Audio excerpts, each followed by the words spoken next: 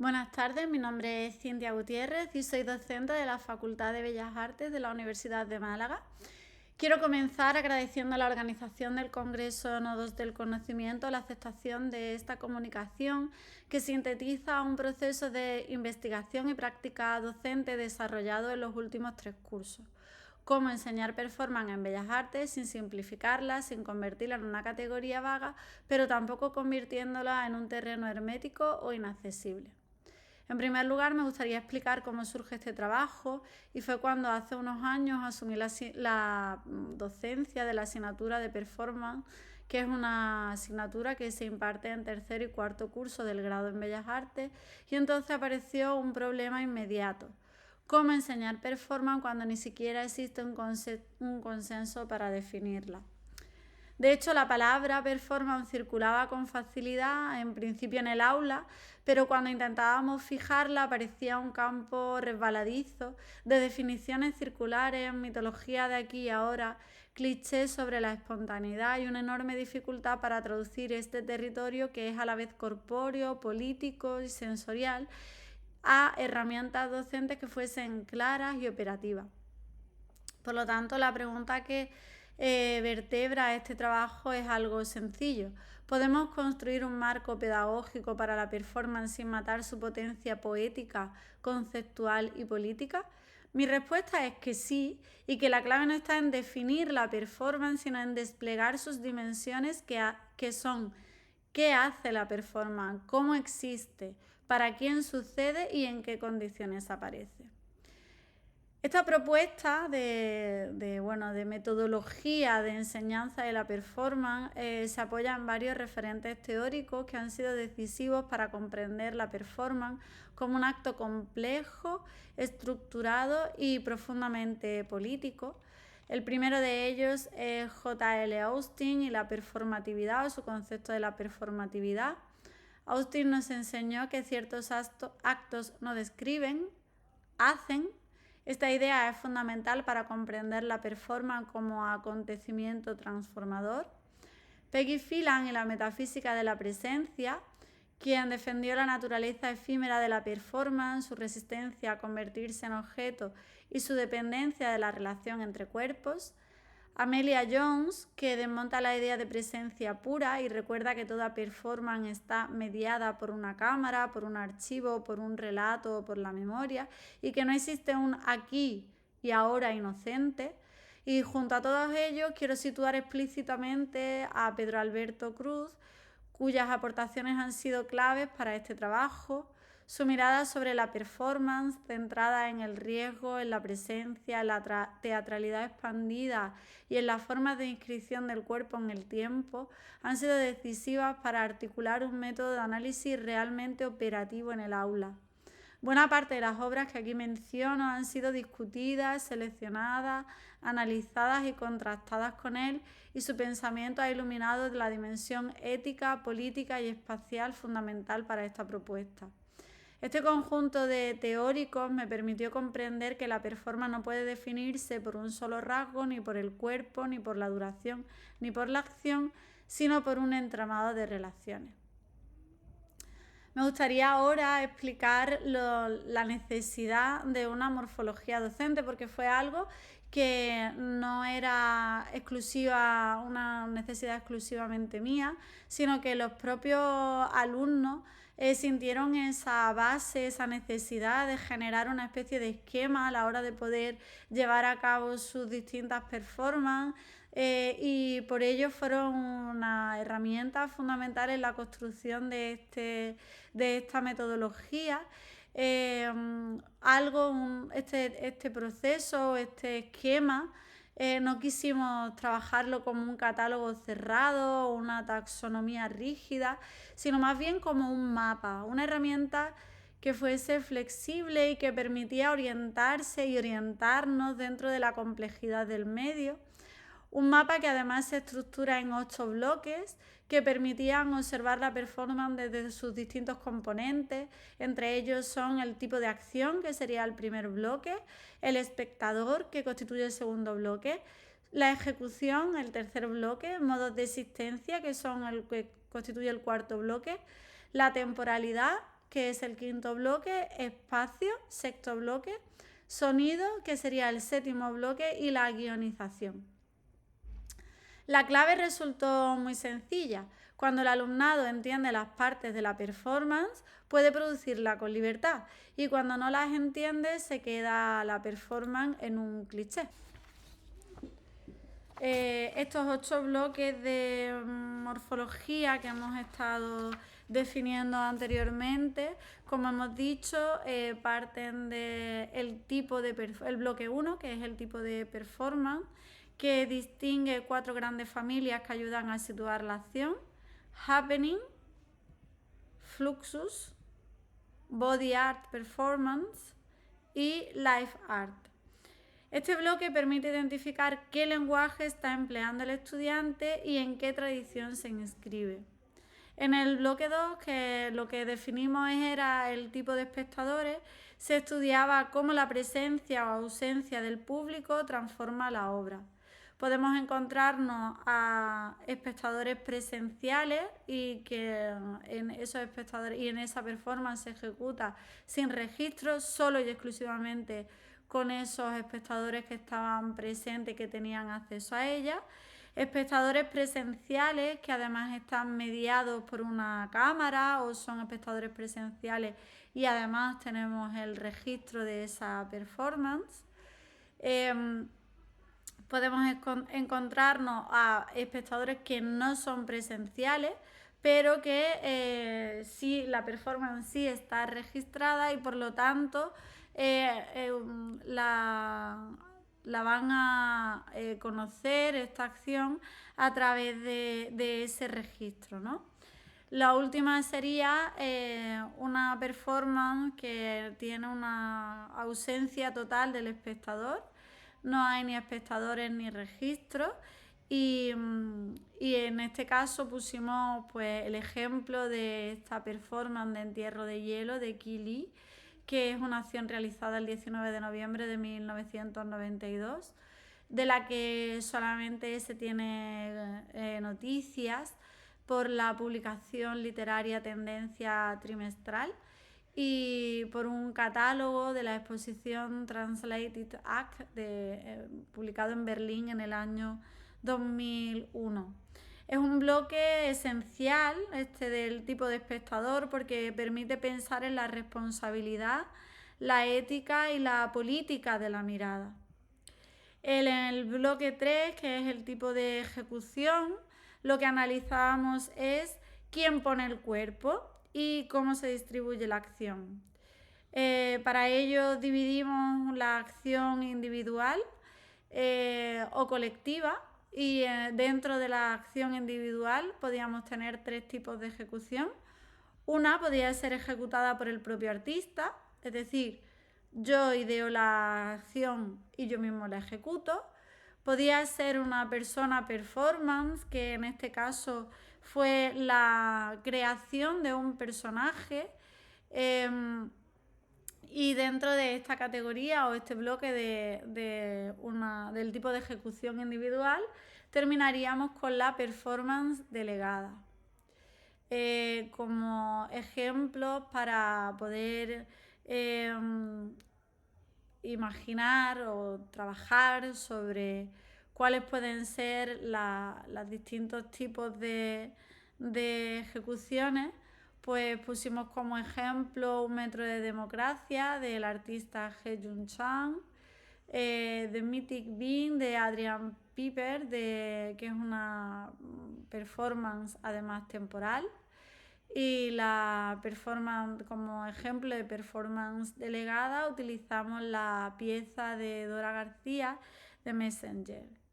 En colectiva distinguimos 3 tipos, que sería la participativa con el artista, la performance delegada o la performance conductual, que es iniciada por el artista y proseguida por otras personas y sobre la que el autor acaba perdiendo el control. En la colectiva participativa establecimos como un ejemplo la performance de Susan Lacy, Leslie Labovic In Morning and in Rain de 1977. la performance delegada decidimos que esta pieza de Mauricio Catalán era una obra que ejemplificaba perfectamente este tipo de performance colectiva en la que el artista no participa, pero sí que es verdad que decide, elige y idea cuál va a ser la performance, aunque finalmente él no forma parte de ella.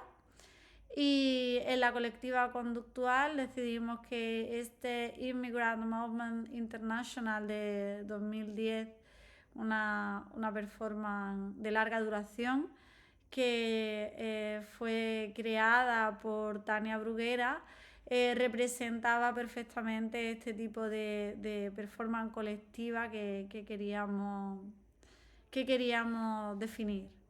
En el bloque 4, en los modos de existencia, lo que hacemos es preguntar cómo existe la performance en el tiempo, es decir, si la performance se va a hacer como una obra única, si solamente se va a representar una vez.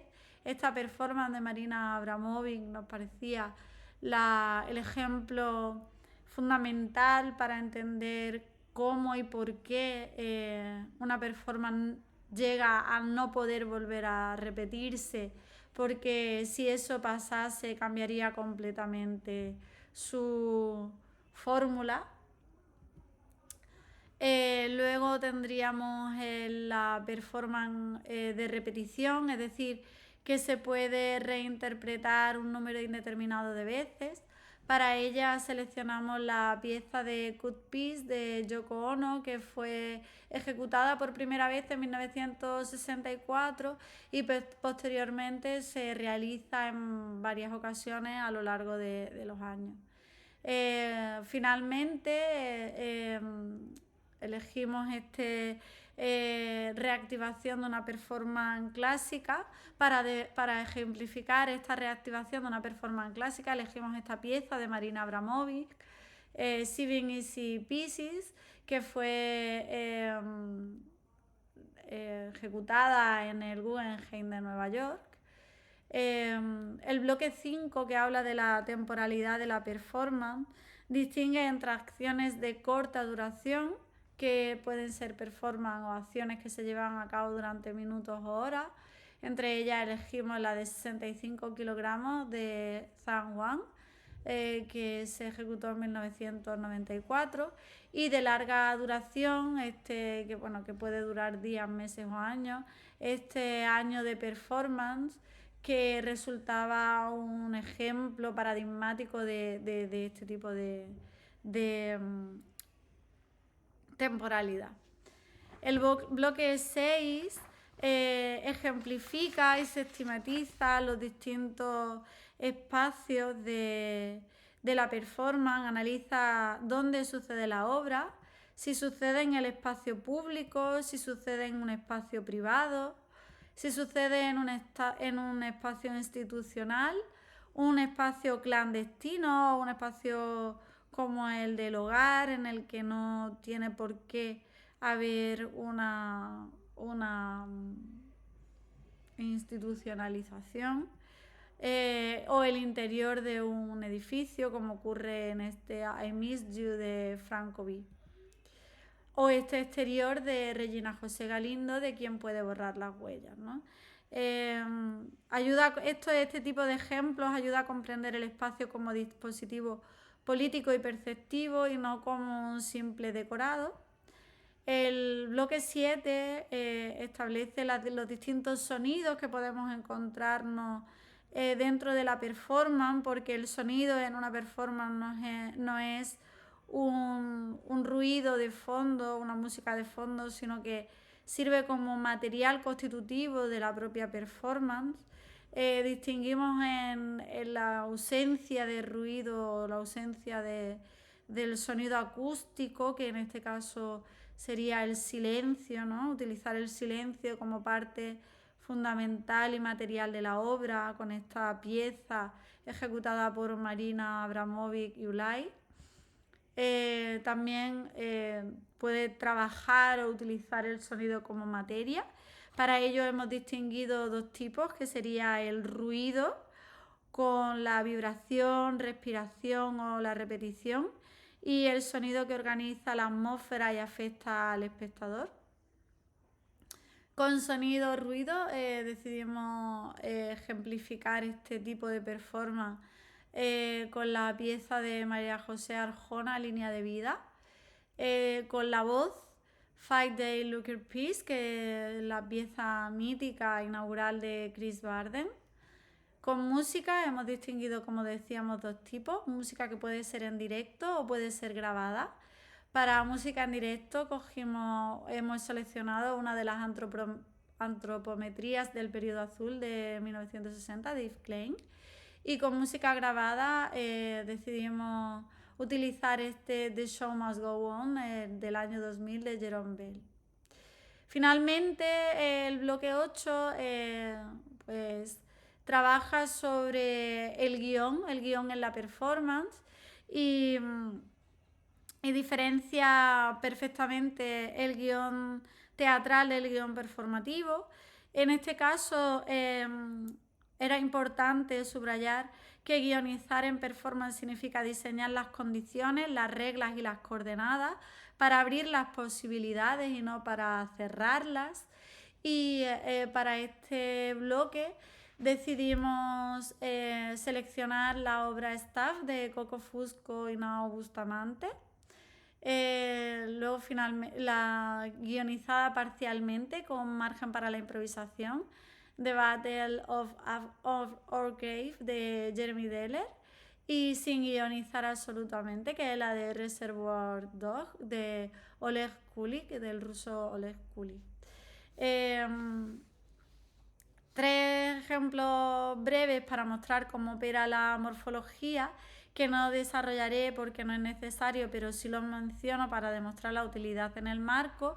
Serían, por ejemplo, de Alan Capro, 18 Happenings in 6 Parts, que es un ejemplo para pensar la tipología, la estructura y la guionización. Marina Abramovic con ese Rhythm Zero, que es clave para hablar del espectador, el riesgo y los modos de existencia. Y la pieza de Techinsie de Kate Spies, que es perfecto para entender la temporalidad extrema, la resistencia y la documentación. La morfología permite leer estas obras sin reducirlas, pero comprendiendo su lógica interna. Esta metodología tiene una aplicación docente en el aula que ha transformado profundamente la manera en la que el alumnado trabaja la performance, ya que les permite analizar sin caer en generalidades, les ofrece un lenguaje común para discutir sus proyectos, les da herramientas para diseñar acciones sólidas, conscientes y argumentadas, disminuye el miedo inicial a la indefinición y aumenta la calidad conceptual y política de sus propuestas. De hecho, este marco no pretende limitar, sino que libera, porque otorga claridad sin sacrificar la complejidad. Y finalmente hemos llegado a la conclusión, y en este caso me gustaría incorporar en estas conclusiones tanto a mis alumnos y a mis estudiantes como a Pedro Alberto Cruz, que la performance no es un género artístico, sino es un modo de pensar a través de la acción. Es un laboratorio crítico donde tiempo, cuerpo y mirada se reorganizan para producir conocimiento sensible en el espacio. La morfología que he presentado hoy no pretende fijar la performance ni domesticarla, sino darle al alumnado un mapa para poder habitarla con lucidez, profundidad y libertad. Un mapa que ordena sin reducir y que permite que la performance siga siendo lo que es: un territorio poderoso, crítico e irreductible. Muchas gracias.